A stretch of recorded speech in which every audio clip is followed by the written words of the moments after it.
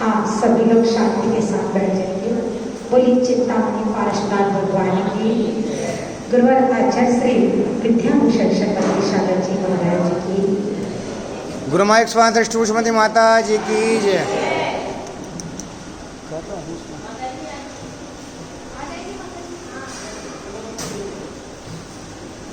आज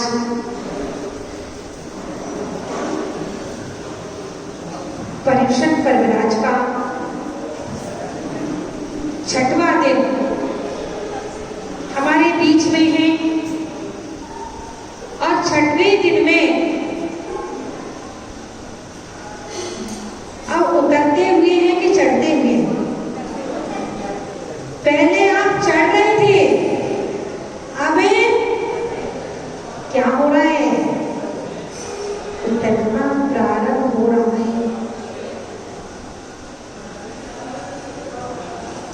क्रोध कषाय का आपने मर्दन किया,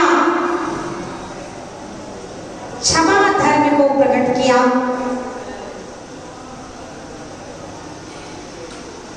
मान कषाय के अभाव में माधव धर्म, छल कपट के अभाव में आर्जव, लोभ कषाय के अभाव में उत्तम सौधर्म और झूठ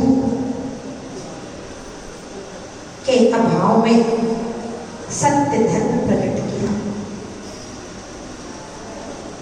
जब 4 कषायों का अभाव हो जाता है तो उत्तम सत्य धर्म हमारे जीवन में आ जाता है। जब उत्तम सत्य धर्म आ जाता है, वैसे तो सत्य महाव्रत के धारी हमारे दिगंबर मुनिराज होते हैं।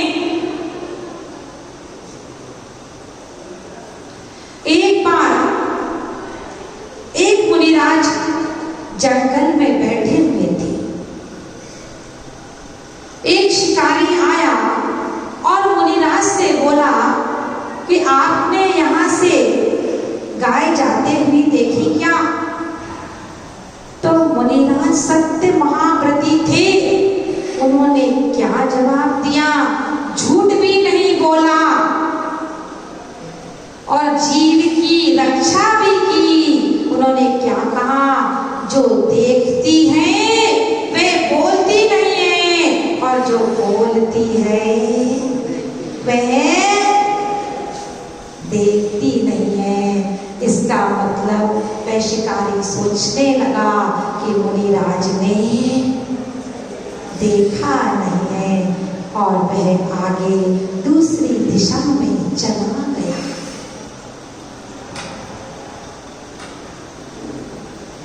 सत्य, ऐसा भी सत्य, सत्य के वैसे 10 भेद किए हैं, आपको बता दें, लेकिन मूल में 3 भेद है।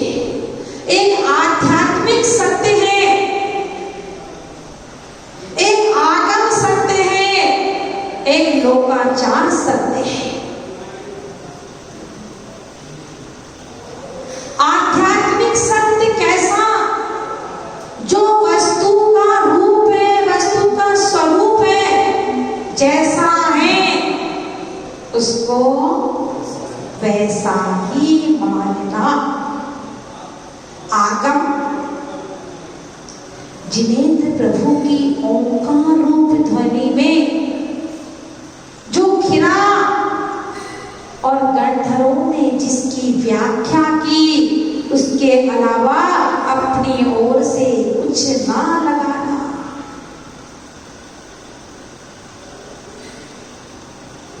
कहां भी है कि आगम की गद्दी पर बैठ करके आगम के विरुद्ध कभी मत बोलना।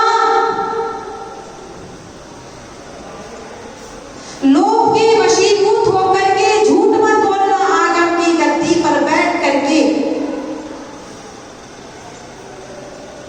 लेकिन लोक व्यवहार को भी ध्यान में रखना पड़ता है।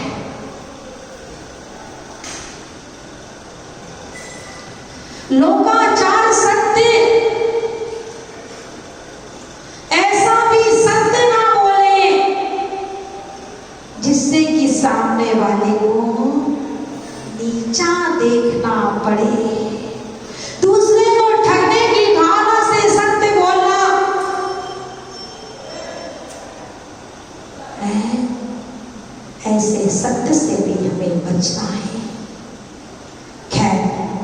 आज हमें सत्य को नहीं, आज हमें संयम को समझना है। और संयम को समझने के लिए हमें पहले असंयम को समझना होगा। कहा भी है कि सरोवर की शोभा जल से नहीं कमल से होती है। सरोवर की शोभा जल से नहीं कमल से होती है। वृक्षों की शोभा पत्तों से नहीं फूल और फल से होती है। उसी प्रकार से मानव जीवन की शोभा आभूषण धारण करने से नहीं, संयम धारण करने से होती है।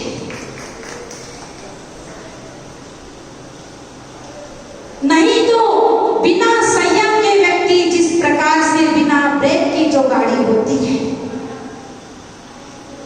आप कहीं गाड़ी से जा रहे हैं और गाड़ी का ब्रेक फेल हो जाए, गाड़ी का ब्रेक काम ना करे, तो क्या होगा? कहीं ना कहीं वह गर्त में गिरा करके छोड़ती है। उसी प्रकार से संयम के अभाव में होता है, ध्यान रखना। संयम की परिभाषा करते हुए हमारे आचार्यों ने कहा है, सम्यक प्रकार से यानी भली प्रकार से यम और नियम का पालन करना संयम कहलाता है।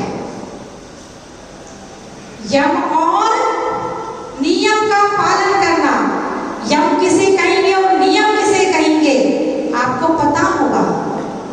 यम और नियम, यम का अर्थ होता है कोई नियम आजीवन लेना, आजीवन व्रत लेना, क्या कहलाएगा? यम कहलाएगा। और कुछ दिनों के लिए, कुछ समय के लिए, कुछ महीनों के लिए, कुछ वर्षों के लिए लेना क्या कहलाएगा? नियम कहलाएगा।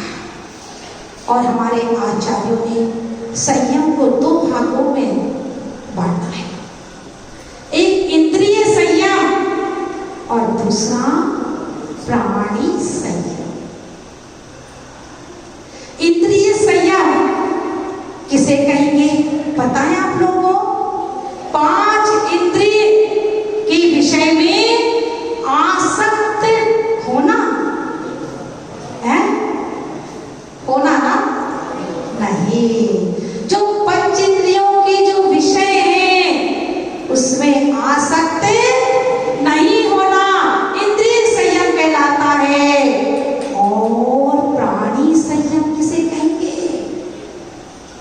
षटकाय जीव न हननते, षटकाय जीवों की हिंसा क्या नहीं करना, क्या कहलाता है? प्राणी संयम कहलाता है। कैसे करें हम षटकाय जीवों की रक्षा? वे षटकाय जीव कौन कौन से हैं पता है ना आप लोगों को? 5 स्थावर और 1 रस। इस षटकाय जीवों की हमें रक्षा करना है। कैसे करेंगे इनकी रक्षा?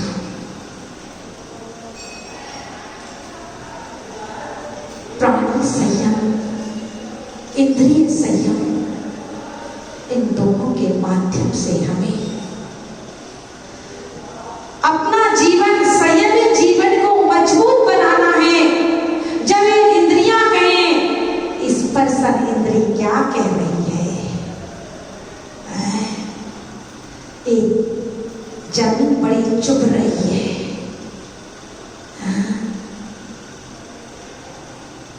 एक तख्त बहुत चुभ रहा है, इस तख्त के ऊपर एक दल्लम का गद्दा बिछ जाता तो क्या आता? आनंद आता। एक राजा का दृष्टांत आता है। आप लोगों ने सुना भी होगा कि एक राजा प्रतिदिन फूलों की सेज पर सोया करता था और उनका जो नौकर था प्रतिदिन फूलों की सेज लगाया करता था और राजा आकर के उस पर सोया करता था। एक दिन वह नौकर फूलों की सेज लगा दी। देर हो गई, समय देखा अभी राजा को आने में समय है, बहुत देर है, क्यों ना आज मैं खुद ही इसका आनंद लेकर के तो देखूं। प्रतिदिन राजा आनंद लेता है, थोड़ी देर मैं भी तो सो कर के देखूं कि कैसा आनंद आता है।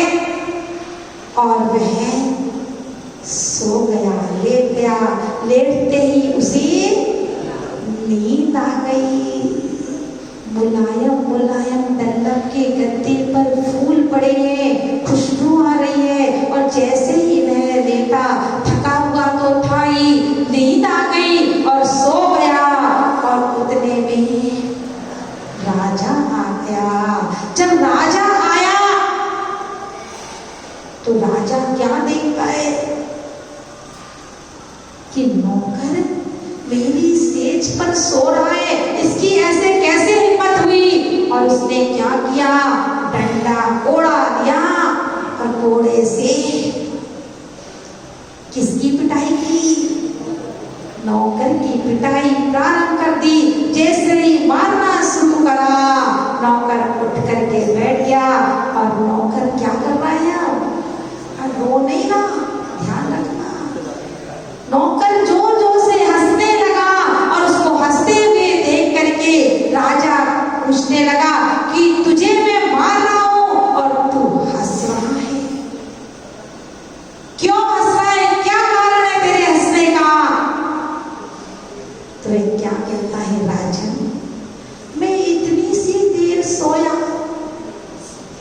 है तो मुझे इतने डंडे, इतने कोड़े पड़ रहे हैं। और आप लोग स्वयं समझदार हैं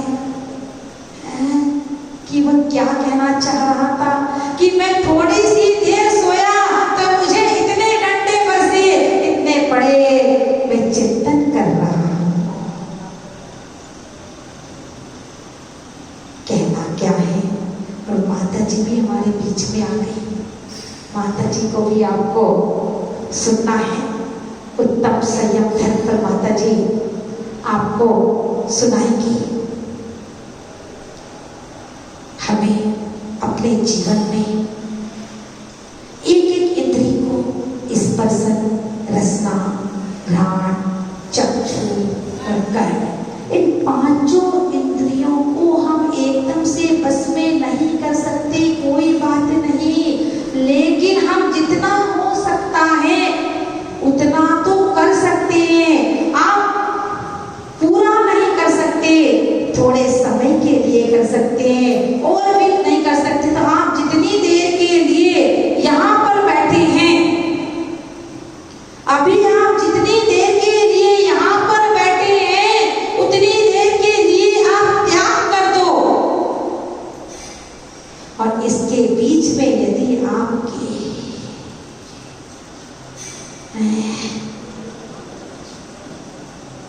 बंद हो गया, आयु का, गति का बंद हो गया त्याग में, तो कहाँ जाओगी।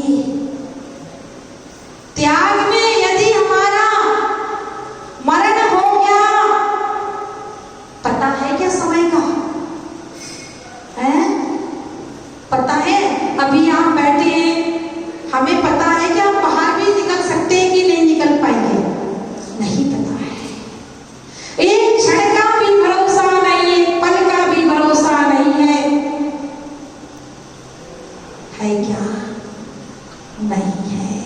तो कम से कम हम त्याग कुछ क्षणों के लिए तो कर सकते हैं। अभी आप यहाँ पर हैं, आप घर नहीं जा रहे 10 दिन तक के लिए, कम से कम इतना तो हम त्याग कर सकते हैं कि हम 10 दिन तक हाँ, जब तक हम घर नहीं पहुंचेंगे तब तक हमारे घर का त्याग है। हमारे शरीर पर और हमारे पास जितना परिग्रह है, इसके अलावा समस्त परिग्रह का त्याग है। कर सकते सकते हो कि नहीं कर सकते? अभी बैठ करके आप खा पी नहीं रहे हो, लेकिन आप त्याग कर सकते हो ना? आप इतना भी कर सकते हो कि आज उत्तम संयम का दिन है कि आज हम जो शरीर पर वस्त्र पहने हैं इसके अलावा कर सकते हो कि नहीं कर सकते? और यदि आपको हो कि हमें शाम को बदलने हैं तो कम से कम इतना कर सकते हो कि हम एक दिन में 3 जोड़ी वस्त्र रखेंगे, 4 जोड़ी रखेंगे। बाकी का तो हमारा पापों से बचोगे कि नहीं बचोगे? जितना हो सकता है पापों से बचने का प्रयास करना है निरंतर हमें। क्योंकि सुबह नवीन भैया भजन गा रहे थे, कौन सा भजन गा रहे थे?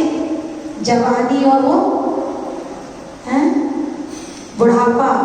जवानी चली गई, बुढ़ापा हाँ, जवानी जाने वाली है, बुढ़ापा आने वाला है। इसलिए